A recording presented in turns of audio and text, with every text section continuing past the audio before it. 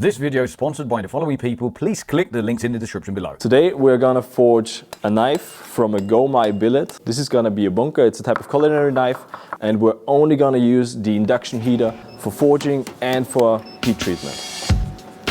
My name is Tobias Hangler. I'm an Austrian bladesmith and trained metallurgist, and I'm part of the development team of Apex Ultra. So full disclosure, I don't always forge everything with my induction heater. I also usually do heat treatment in my fluidised sand bed. But what I want to show you is that you can make a perfectly good knife only using an induction heater, which is pretty cool if you're just starting out, or maybe you can only work in a basement and the gas forge and the coal forge is not an option. This video is just to encourage you guys to look at different methods of forging, and induction is pretty promising in my eyes. It has some advantages, some disadvantages, but it is really cool, and depending on where your electricity comes from, this is also a very green version. For example, in Austria, we have more than 85% water energy and renewable energy, so this is a very good alternative if you don't want to burn fossil fuels. First step is welding up the billet. So we've cleaned all the surfaces, they're all surface ground. We're gonna use some nickel shims to prevent carbon diffusion from the core steel to the outside layers. And to make sure we get a good bond and get no inclusions, no oxygen in there, we're gonna first tack weld the corners and then weld all the sides shut so no oxygen can enter.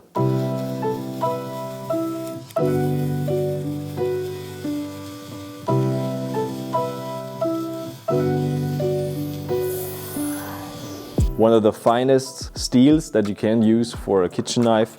We're going to use an Apex Ultra core, not only because I'm part of the development team of Apex Ultra, but also because I think that it is one of the best steels that can actually have for a kitchen knife. Apex Ultra really performs well in the high hardness area. So if you want to make a culinary knife that's going to be well taken care of, that a professional is going to use, you can really get very thin edges. You can grind it out very finely and still have hardnesses of 65 to 68 HRC and amazing edge retention. It is a bit trickier to work with. It's not for everybody probably, so if you're just starting out knife making, it's probably not the best steel to start with. It's a little bit trickier in the grinding, in the forging. Actually, it's pretty easy to get a good heat treatment on it. It's not a beginner steel, but it's very well for advanced knife makers and for anybody who wants a really sharp and really long lasting blade.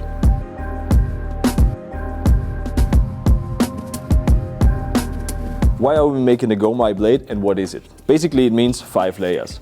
So we have the outside layers, which are softer ADCRV2. Then we have nickel shims in between. Those prevent carbon diffusion from the core steel to the outside layers.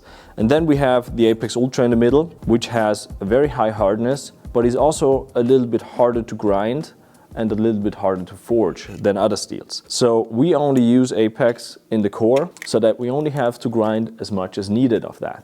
The outside layers are gonna be ADCRV, they're gonna grind well. The steels are still similar enough that they don't warp during heat treatment, like you would have the problem with stainless San Mai or soft claddings on the outside, because they're both martensitic steels and they both react similar during heat treatment. So this is currently one of my favorite combinations of steels. Apex Ultra in the core, nickel shims, and then ADCRV on the outside.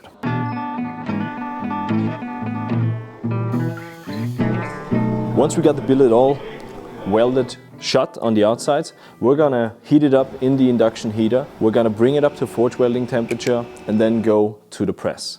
On the press, I will give it 2 or 3 heats, just compressing it slightly, getting it together and going quickly back to the induction heater to keep the temperature up. We need some diffusion to happen.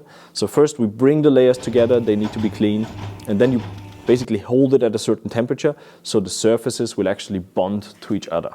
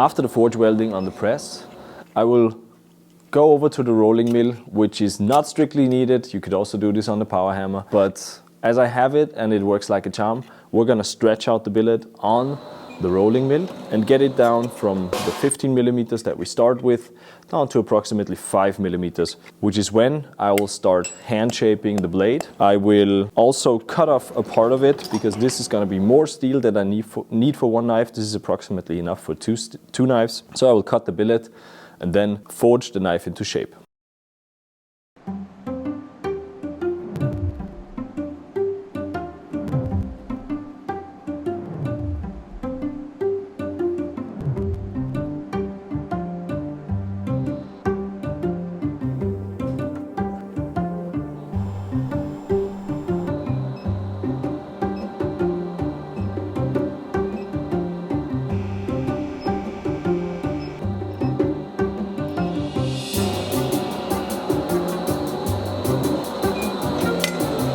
Achtung!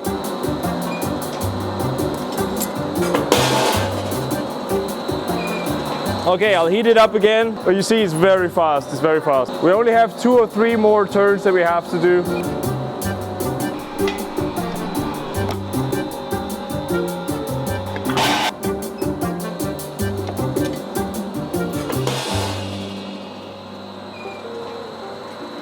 I can be done very quickly.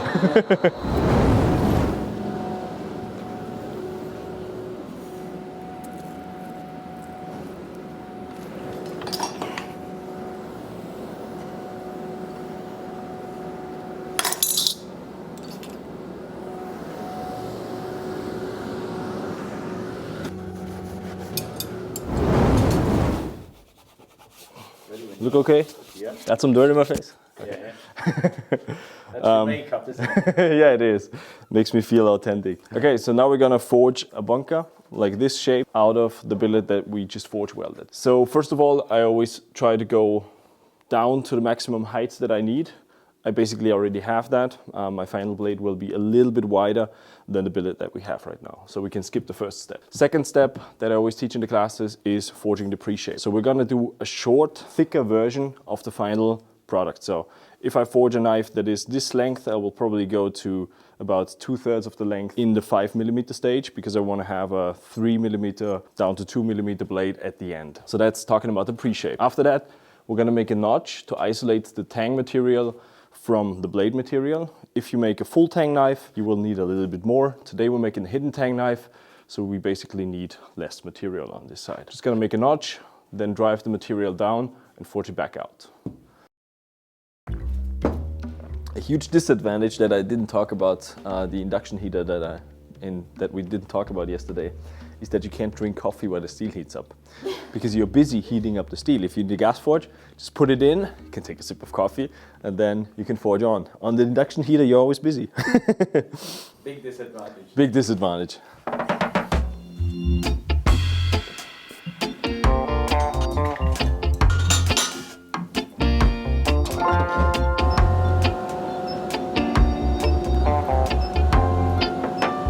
Going over to the anvil.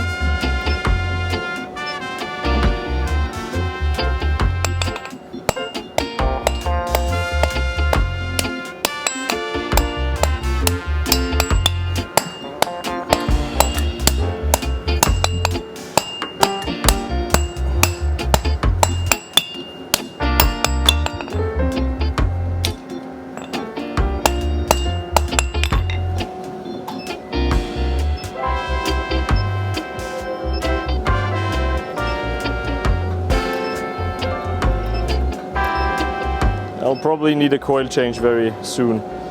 It starts complaining.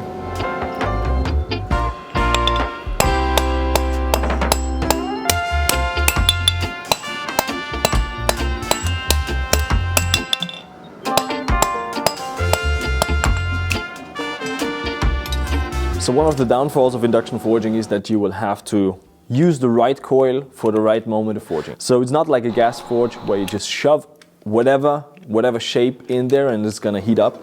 You actually need to have different coils for different cross sections. We're gonna do a quick coil change. It really doesn't take very long. We're gonna go to We're going to try this coil first. Couple of options.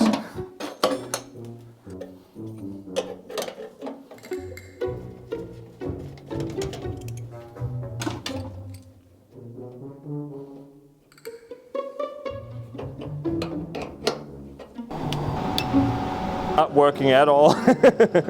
It doesn't find the right frequency, so I can only heat the tip, and as soon as I go too far in, it starts complaining.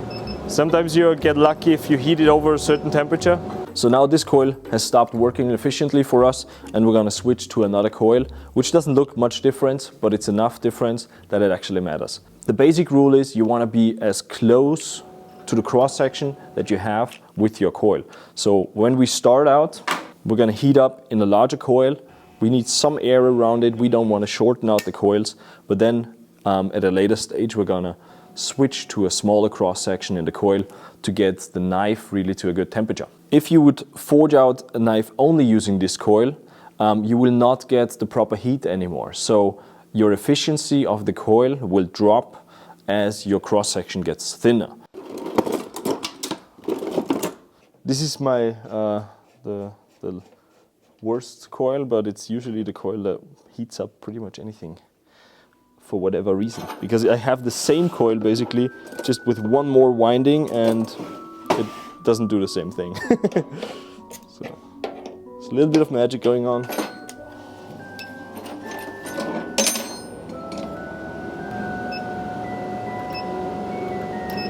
And I'm gonna go back to forging.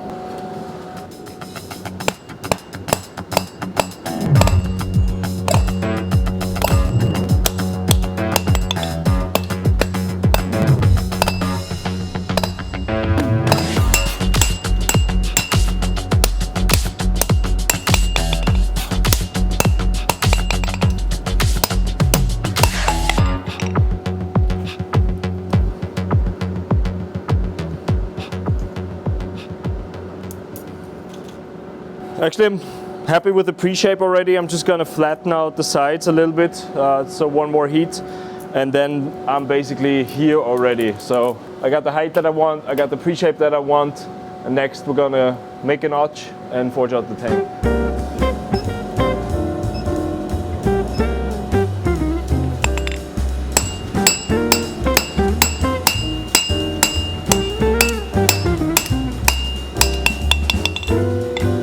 So I'm pretty happy with the pre-shape. This could be nicer, but it's not really necessary to refine it right now. Next, we're gonna isolate the material for the tang.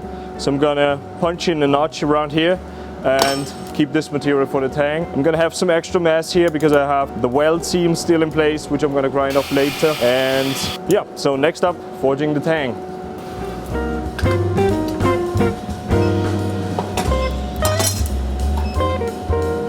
Okay. Ready?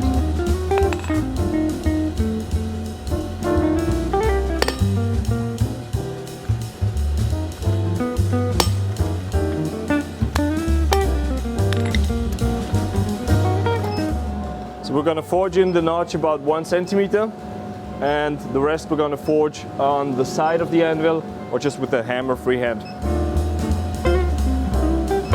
It's important to keep the temperature pretty high right now.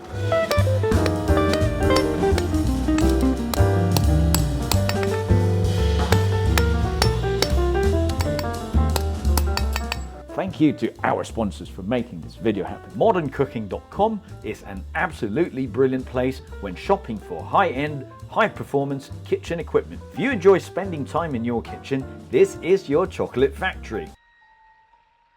Everything from professional chopping boards, carbon steel and stylish titanium fish spatulas, professional cookware, natural and synthetic sharpening whetstones, and of course we have collector's edition knives from some of the most sought after European bladesmiths. Check out the links in the description. Thank you for sponsoring this video. So that you avoid getting any cracks, initiating any cracks in there.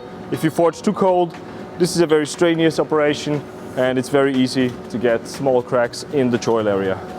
Next up, we're gonna push this material down to create the tang. At the same time, we're gonna create some more thickness right in the transition area between the heel of the blade and the transition into the tang. So the front of the handle basically.